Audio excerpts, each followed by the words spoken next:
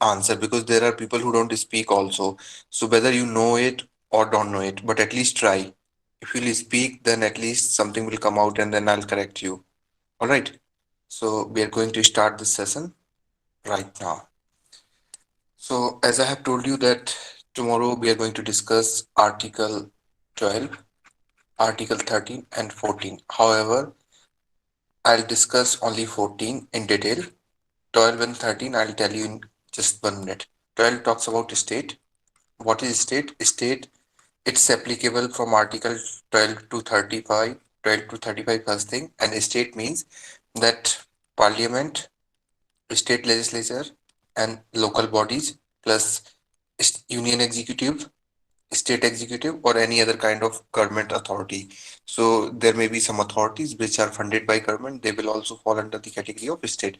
These things I'll discuss in detail, just telling you basic idea. Okay, 13 says that if any law which is uh, and that was before the commencement of this constitution, and if this law is in the contradiction of the present provision of any part of the constitution, then to the extent of repugnancy it will be void. All right, so this is what it says, and it talks about that what is law. It says that all the order, all the uh, this, what does president issue under article 123? 123 he issues ordinance. Okay, so ordinance, law, amendment, everything is law basically under the definition of law in Article 13. Okay, so this is the basic thing, basic idea about these things.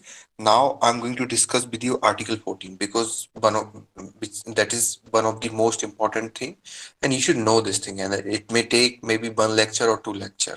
All right, so let's start with Article 14. What does Article 14 talks about? Anyone?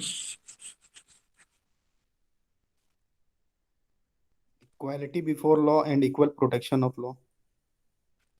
Yes, equality before law and equal protection of law. So Article 14 says equality before law, and it simply says that the state shall not deny to any person equality before the law or the equal protection of law within the territory of India. All right. So I'll ask you one question. The question is that, say for example, there is a ship that is sailing in Indian water, that is under Indian territory, then will it be considered, then Article 4, and something happens there and that person challenges discrimination on the basis discrimination on the basis of 40, Article 14, and says that his or her Article 14 had been violated on this ship which was sailing in Indian water, then that person's petition will be acceptable or not? That is my question. Anyone, if you can tell me.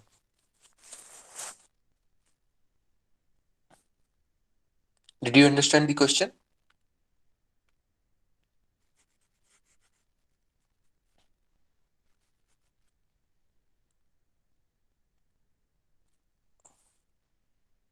Till the territorial waters, it will be applicable, right?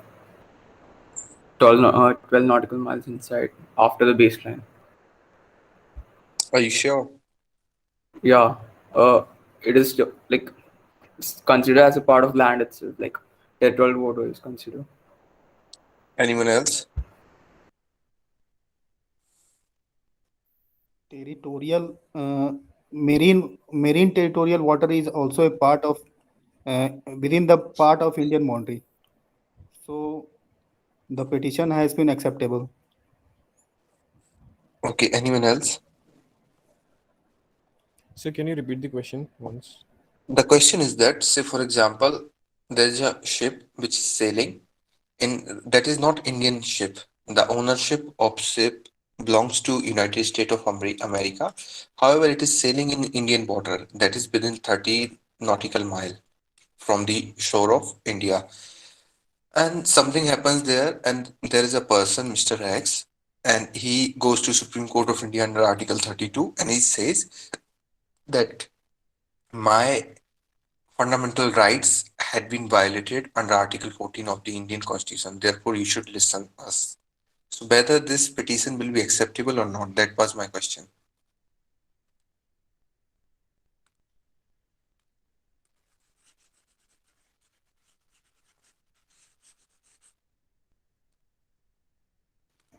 Sir, it will not be accepted because it will come under a different category of means if a case would be there, so it will come in different another category. Because if a ship is within like from the border within 150 range, then means I guess sir उसमें जो I said defense से related case मतलब है. it's within 30, 12 or 13 12 nautical miles. I said that नहीं thing. Sir fundamental rights पे case नहीं बनेगा. There are Sir, people who are saying it will not be accepted. There are people who are saying it will be accepted.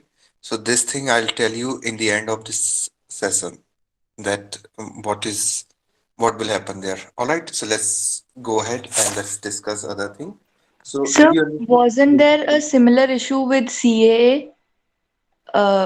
Because the illegal people who are not citizens of the country, they could not appeal for equal representation before law. I remember listening something about it, but I don't know the whole thing.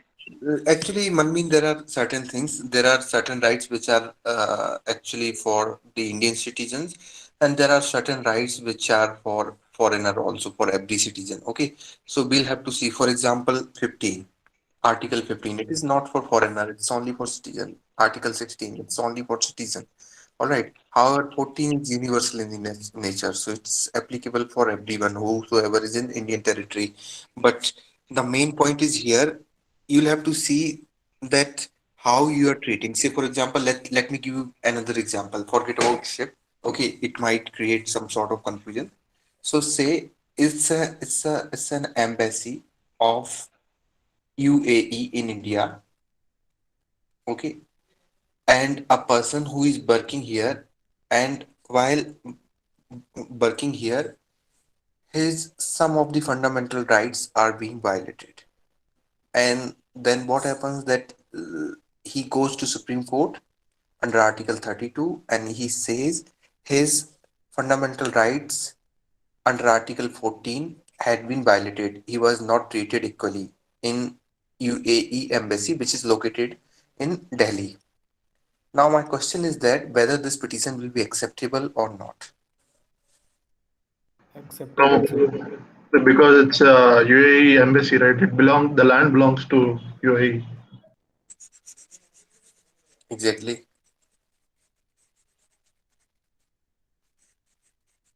Anyone else?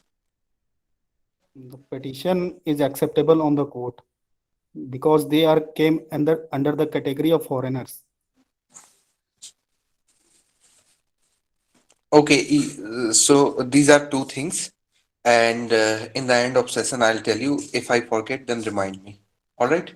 So I'll tell you, and however, while completing the things, you may also able to answer these things. If you are not, then I'll tell you. Okay. All right. So there is a term called equal protection. What is equal protection?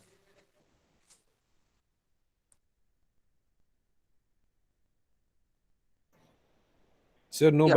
bifurcation on the regards of rank between individual or individual status that they hold. They should be provided with the equal opportunity before the law.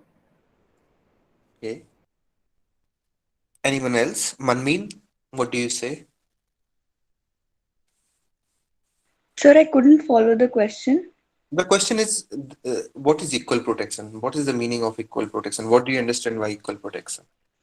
So, when suppose there is a certain law, then everyone gets equal protection with the law. I mean, everyone's rights are equally protected by the Constitution.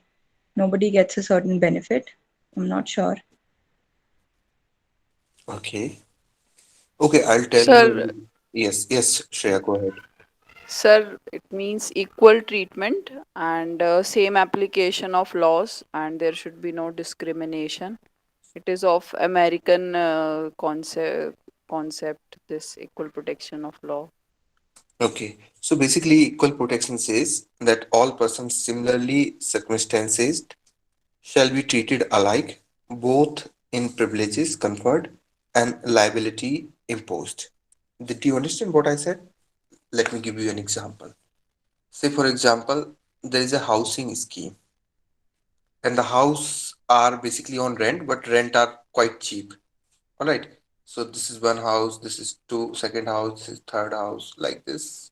There are many houses. Okay, and this is the society. So the privileges are everyone will get water. There will be a swimming pool which will be accessible for everyone. Okay, and there will be a tennis court which will be acceptable. So there are a lot of privileges. Okay, liability that everyone will pay $20 rent. Okay, so this is their liability that if they $20 they have to pay if they want to enjoy all these amenities, and this housing scheme. All right, so this is liability. So it wants to say that all the person, and let's treat that this is a group of person and everyone is same. The all the person are same. Let's assume this thing. Okay, no one can same, but we are just assuming ideal condition that everyone is same. So everyone is same, and therefore they should get all the privileges whatever is available. So they cannot do that. Say for example, this person is Mr. X, and he's the manager of this house, and this person is Y, and this person is Z. So X and Y are relative. So what X and Y and Z are having some sort of fight or whatever you can say. Okay, so what happens that in this case that Y tells Mr. X that you will not allow Mr. Z to go to tennis, and you will levy $20 $20 anyway. You have to he has to pay, and you will levy another $2 rent on him. Okay, then only he will be allowed. So same thing he does. So this thing he can't do. So this is where discrimination come. It's being discriminated just because that Mr. Y and Z are having some bitter relationship, and Y and X are relative. So X cannot discriminate on this ground. Are you getting? So this is equal protection, that everyone will be treated equally if they are similar in the nature.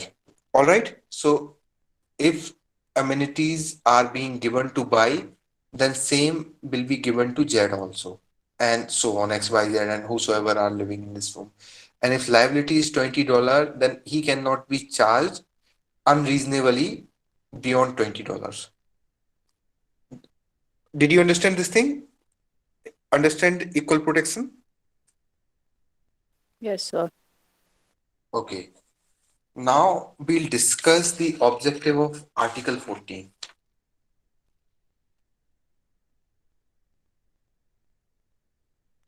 So can anyone tell me what are the objectives of Article 14?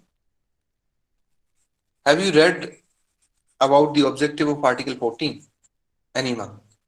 Have you ever read it? If yes, then please let me know.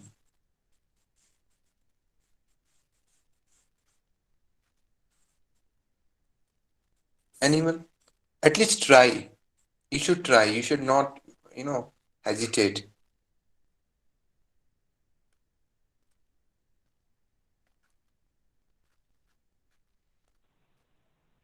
Hello. Yes, Gargi, go ahead. Uh, Sir, I think right to equality, that is equality before law, Article 14, equality before law and equal protection of laws, tries to establish equality in the society and give equal opportunities to the citizens of the country of India. Yes.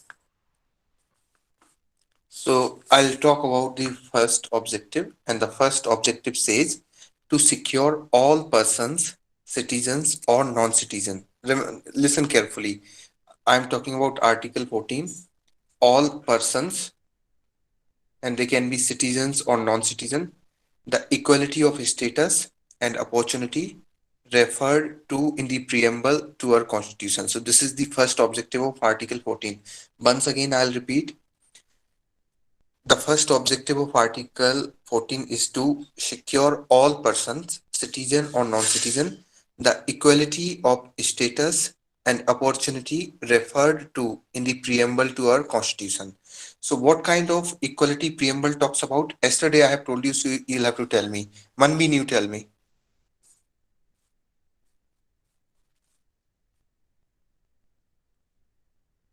What kind of equality our preamble talks about?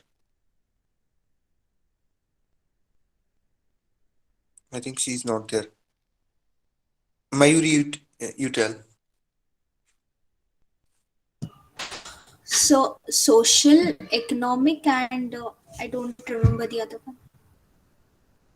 It's a justice. Just I'm talking about the kind of equality uh, preamble talks about. Sir, thought, expression, belief, faith, religion. Pakka? So Yes, sir. status and opportunity. Status and opportunity.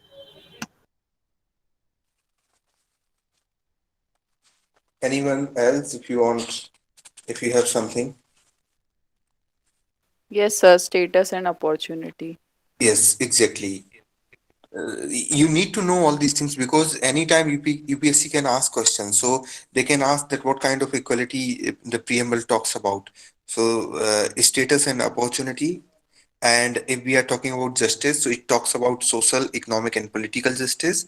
And if we talk about the liberty, so it talks about liberty of thought, expression, belief, faith, and worship. All right. So remember these things. These are very important things, and you should remember because what you can do if you are writing some answer, you can mention these things. So did you understand? Did you understand the first objective of Article 14? Now I'll talk Yes, about sir. the second objective of Article 14. So it says it tries to outlaw discrimination in general way. Okay, so basically it says that there should not be any kind of discrimination in general. Okay, third thing, it guarantees equality before law to all persons. So these are the three main objective of Article 14, and please remember this thing, okay? Because see, if you learn this way, then you can easily write any answer. Not, we are not leaving anything, and you can mention all these things anywhere, because if you are quoting the constitution in any of your answer, it will get another 1 mark for you. Mm, the main thing is that how you will quote, it depends on your understanding where and how. Okay, so, Supreme Court has also said that the Constitution lays down provision both for protective discrimination as well as also affirmative action. Now, I have used two terms: protective discrimination and affirmative action. You must ask me what are these two terms, or I should ask you that what are these terms. Tell me what is protective discrimination. Anyone, if you can tell.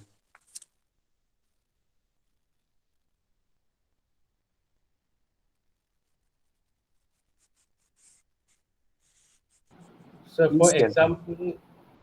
example, it will be like quotas for jobs and all. So Okay. so in simple words, protective discrimination is providing like opportunities to those who have been deprived of it. So you are giving some special concessions and opportunities to them, and that is how you are discriminating, but protectively, sir. That is to protect them. Yes. So you want to say that right or privileges is provided in favor of those who have been oppressed and discriminated. That's what you want to say, right? Yes, sir. Okay, so this is the definition of protective discrimination, that it is right or privilege. In protective discrimination, right or privilege is provided in favor of those who have been oppressed and discriminated. Now, I would like to hear about affirmative action.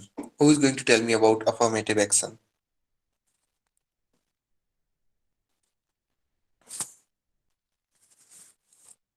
See, I tell you what happens. That people think that they are reading Lakshmikant and they think that they are the master of polity. They are not actually. There are thousand terms which you don't understand. You just read them, you just try to mug up all those things and you don't understand. And what happens these days, I can bet that even after reading Lakshmikant 50 times also you won't be able to answer 80%, more than 80% answers correctly in UPSC. That's what I can bet. Okay. And this is the exaggerated figure. Even you won't be able to answer more than 60%, even after reading 50 times NCA, this book Lakshmikant. So the thing is that the reason is that we just read procedures and all, but we don't understand thing.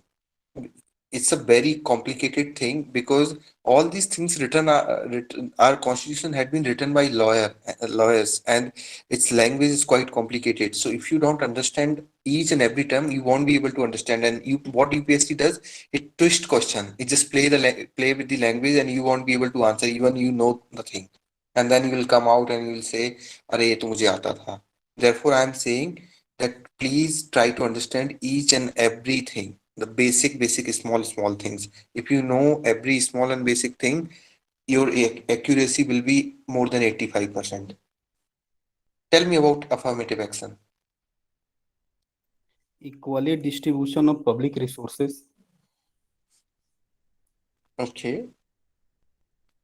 So basically, I'll tell you about affirmative action. So it's a basically kind of policy that aims to increase opportunity in the workplace in the workplace or education to underrepresented parts of society. Are you understanding this thing? It's a policy which that aims to increase opportunity in the workplace or education to underrepresented parts of society, and it takes into account those individual basically it taking into account on an individual on the basis of color, race, sex, religion, or national origin. Okay, so those people who are underrepresented on the basis of these five criteria, they'll be given the opportunity. The opportunity will be increased for them. So it's affirmative action. All right. So I had a doubt. Now, Yes. reservation, providing reservation to a particular religion, say, will it be a protective discrimination or affirmative action? Now we will have to see on what criteria. If the reasoning given by the government is that the particular religion have been oppressed for ages, okay, then it will be protective discrimination. All right. However, there had been no discrimination, but they are not being represented properly. All right. Then it will be affirmative action. Did you understand? So that means affirmative action is a type of protective discrimination. Can we say that? But it just We can, considers the five grounds. no. Basically, in protective discrimination, what it does that it provides rights and privileges. But in affirmative action, it increase opportunities. It increase opportunity to those people in the workplace or education, those who are underrepresented. Say, for example, let's take example of women. So women had been oppressed for ages, and therefore there are certain provision with regard to women in the constitution. So it will come under the protective discrimination. Now let's take example of Anglo-Indian community, or say Kashmiri people. Okay, so we have seen that in most of the universities there is a quota for Kashmiri people. There are two things. One thing, they have been oppressed, and second thing, they were not represented only.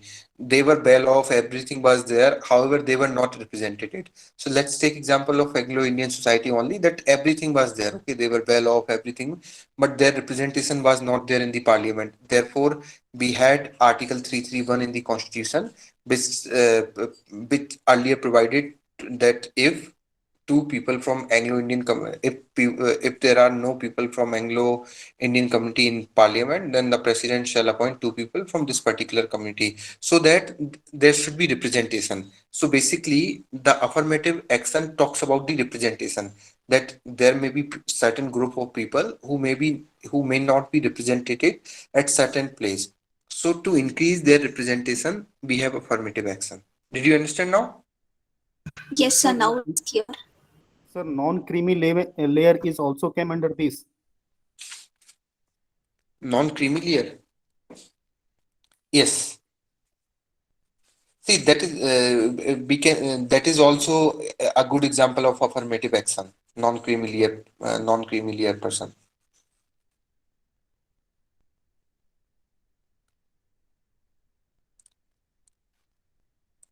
Got it?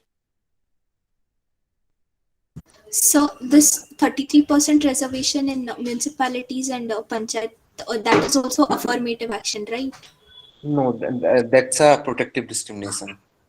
So I'm confused about this concept. See, so protective discrimination means just there are two bases that people were in the past discriminated or oppressed. Let's take example of the past.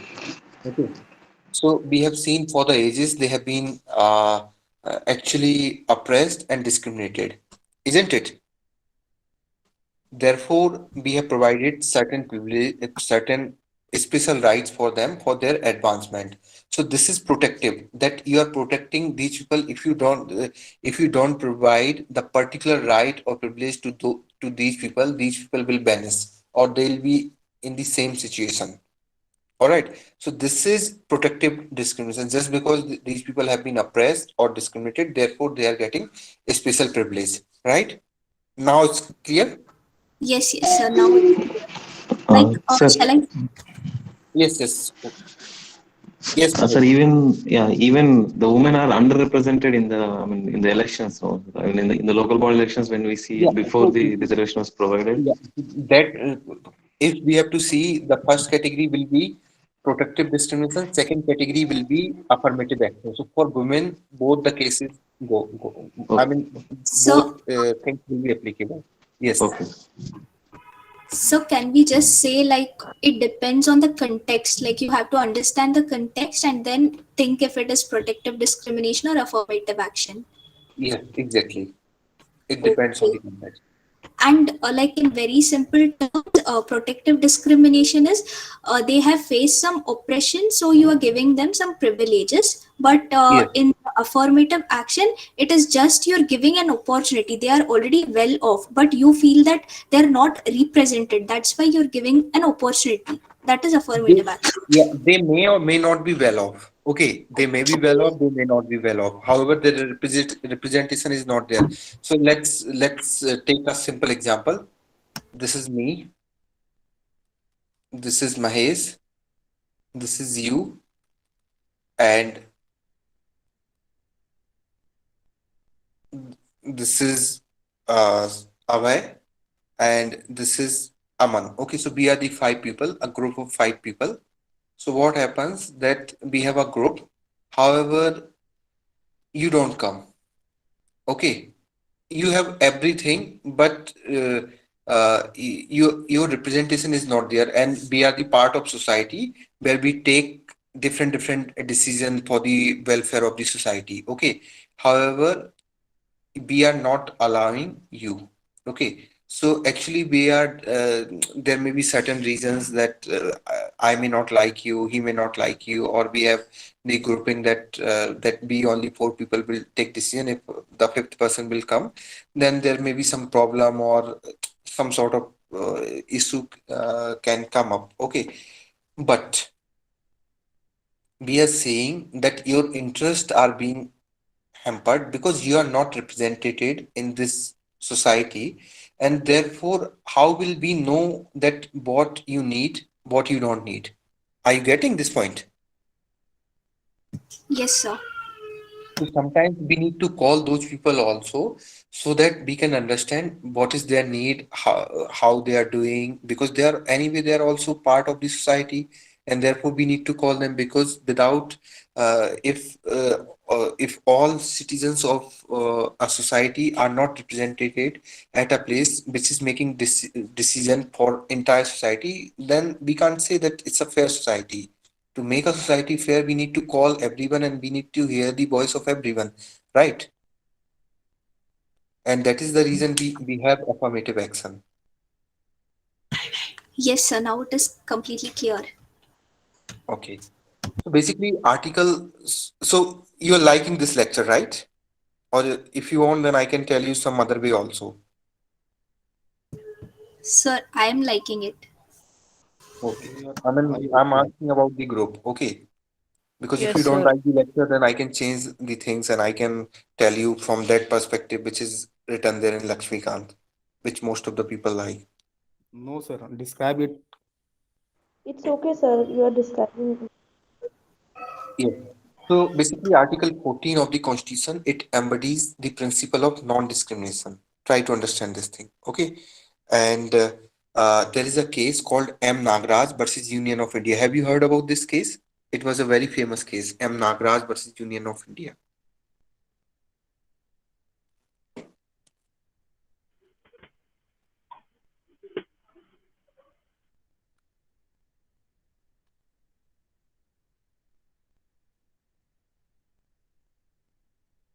Okay, so I'll tell you about this case is related to reservation. However, I'm not going to talk about this case. I'll just tell you essence. So what happens in this case? The Supreme Court said that equality is the essence of the democracy, and accordingly a basic feature of the Constitution. So if there is a question related to basic feature of Constitution, you can quote this case, M. Nagraj, and you can quote the same line which I am telling you, that equality is the essence of the democracy and accordingly a basic feature of the constitution. And there was another case also, and in that case Supreme Court said that equality is a basic feature of the Constitution of India, and any treatments of equal, unequally, or unequal as equally will be violation of basic structure of the Constitution of India.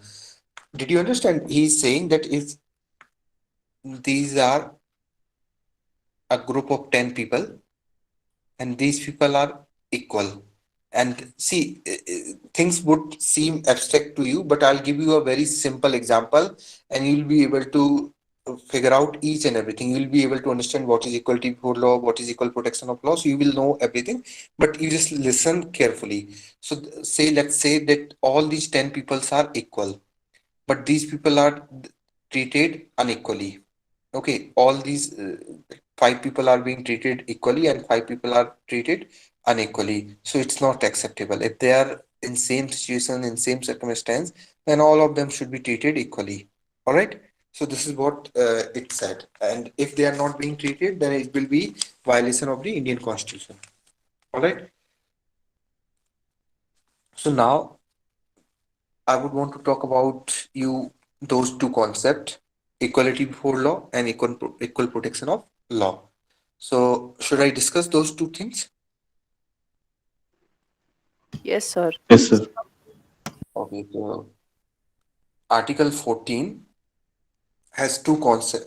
It has two concepts are involved in Article 14.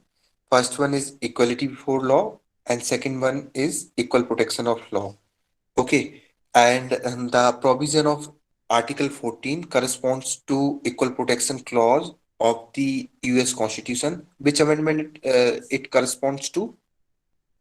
14th Amendment of the US Constitution, and that declares no state shall deny to any person within its jurisdiction the equal protection of law. So this is what 14th Amendment of the US Constitution says. Now we'll talk about equality before law first. So basically, all of us know this thing, that it's a negative kind of negative concept, and how it is negative. Anyone, if you can describe?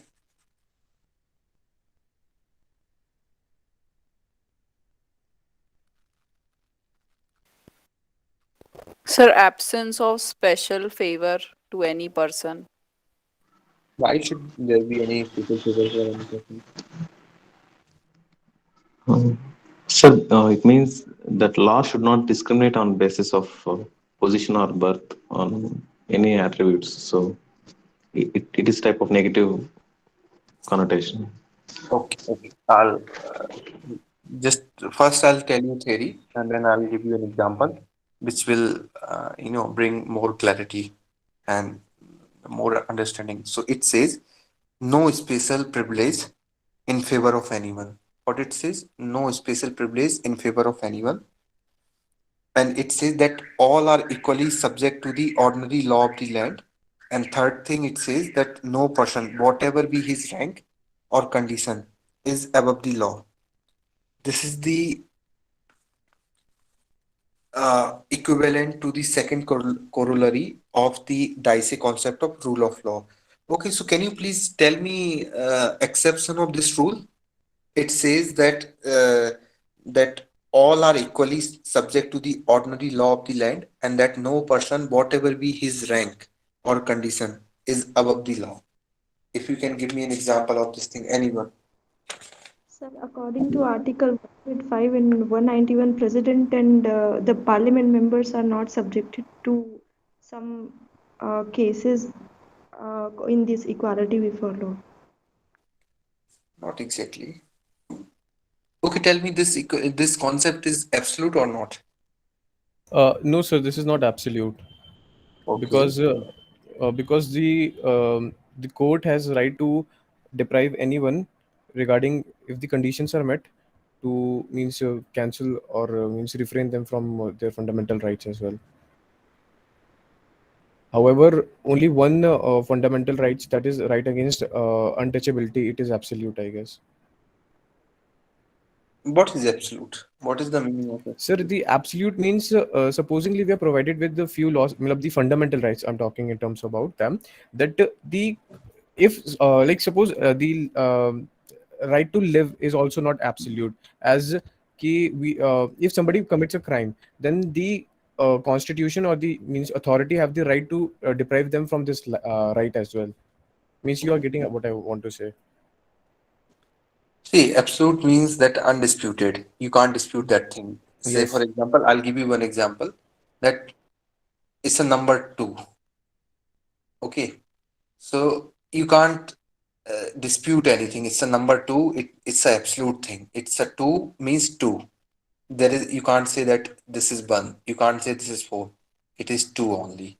So this is the absolute thing that you can't dispute. There's no exception to this thing. Right? Yes, sir. Means the state not deprive its right. Yeah, no one can deprive the way we are getting that right.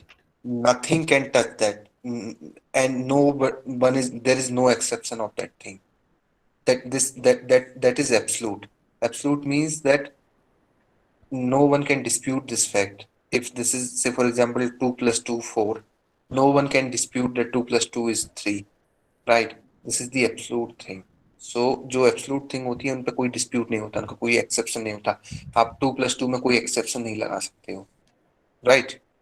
Same तरीके से sir rights होते हैं कि जिन पर आप कोई भी exception apply नहीं कर सकते हो. उन पे अगर कोई exception applied नहीं है तो वो absolute है. जैसे वो दिए गए हैं वैसे ही चलेंगे, ठीक है, उनको कोई टच नहीं कर सकता है, दे आर एब्सोल्यूट, ठीक है. But article 14 has exception. First exception I'll tell you. Have you heard about that there were several instances when foreign diplomats committed crime in India and they left the country without being subject to ordinary law of the land? Have you heard this thing? Yeah, diplomatic. Yes, sir. Diplomatic. Recently, there was a case that a diplomat from Saudi Arabia, he raped a Nepali girl in India, and then he flew from the country. So nothing happened against him. So foreign diplomats enjoy immunity from the country's judicial process. So this is one exception. Second, Article 361. It extends immunity to the president and the state governor. I'll tell you these things in detail later on. Just you need to know this thing. Now I'll tell you about second concept. And once I'm done with the second concept, then I'm going to tell you the example. which will make everything clear. The second concept is equal protection of law. So it's a kind of positive concept, and it does not mean that identically the same law should apply to all the person, or that every law must have a universal application within the country, irrespective of the differences of circumstances. Equal protection of the law does not postulate equal treatment of all persons without distinction. What it postulates is the application of the same laws alike and without discrimination to all persons similarly situated. Second thing, equality of treatment in equal circumstances. All right. So now I'll give you an example.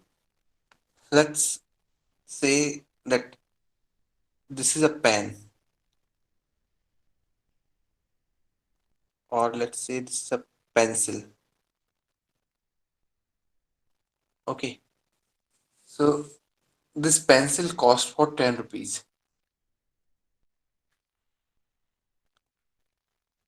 At one side, equality before law. Second side, equal protection of law. Okay. So equality before law says, now this is me. Okay. This is Abhay and this is Rakesh. So we are three people. My salary is 5,000 rupees per month. Abhay's salary is 20,000 rupees per month, and Rakesh's salary is 1 lakh rupees per month. And there is Mr. X, who is a daily wage worker, and he earns 5 rupees per day. All right. So try to understand this thing. So what equality before law says, that now the pen used to cost 10 rupees. Now the government comes up with GST, and government levies 2% GST on the pen. Okay. So earlier the pen used to cost 10 rupees. Now the cost of pen is, the market price of pen is 12 rupees. Understood this much? Now what happens? Why government brought this GST law? Because government thinks that me, Abhay, and Rakesh and Mr. X, all of us are equal. Therefore, we can pay another 2 rupees. It won't affect us. We are equal, and therefore we can pay all these 2 rupees. Fine. Now what happens? Now we'll see a little bit practically, because what it trying to do, it trying to create mechanical equality. It is saying that bring the law and make the people equal. However, people are not equal, right? Are you getting this thing? Yes, sir. Yes, yes. Yes. So now what happens, that Rakesh is earning 1 lakh rupees, so he doesn't bother about another 2 rupees. Abhay is saying, okay, 2 रुपए ही है, चलो ठीक है, कोई नहीं. I am also saying, चलो भाई ठीक है, अपना कुछ थोड़ा बहुत सेविंग 2 रुपए की कम होगी, but चलेगा. But what happens to Mr. X? Mr. X, earlier he had to work for 2 days to get a pen for his child. Now he'll have to work for another day, then only he'll be able to buy this pen, right? So it is actually affecting Mr. X, and therefore we can't say that this is the just thing. This GST thing is just, and therefore we can't say that everyone is equal. Where do you see equality? Is Mr. X equal to all three of us? Tell me. No, sir. No, sir. He's not. Okay. Now equal protection of law. He says, यार ऐसा नहीं होता कि भाई जो है सभी लोग इक्वल होते हैं, सबकी अलग अलग सिचुएशन होती है और हमें उन्हीं के हिसाब से उनको ट्रीट करना चाहिए, जैसे वो है उसी तरीके से उनको देखना चाहिए. So what it does, it says, it tells government कि अरे भाई सब्सिडी दो, जो आदमी 5 रुपए 10 रुपए से कम पर डे कमा रहा है उसको सब्सिडी मिलनी चाहिए इस पेन को खरीदने के लिए. तो उसको जो है गवर्नमेंट एक सब्सिडी लेके आती है कि इसको 3 रुपए, if he wants to buy this pen then he will get rebate of 3 rupees. ठीक है.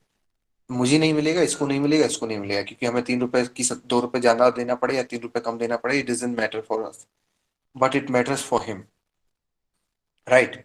तो गवर्नमेंट क्या करती है कि 3 रुपए की सब्सिडी देती है, क्योंकि ये इक्वल प्रोटेक्शन ऑफ लॉ लाती है, ठीक है।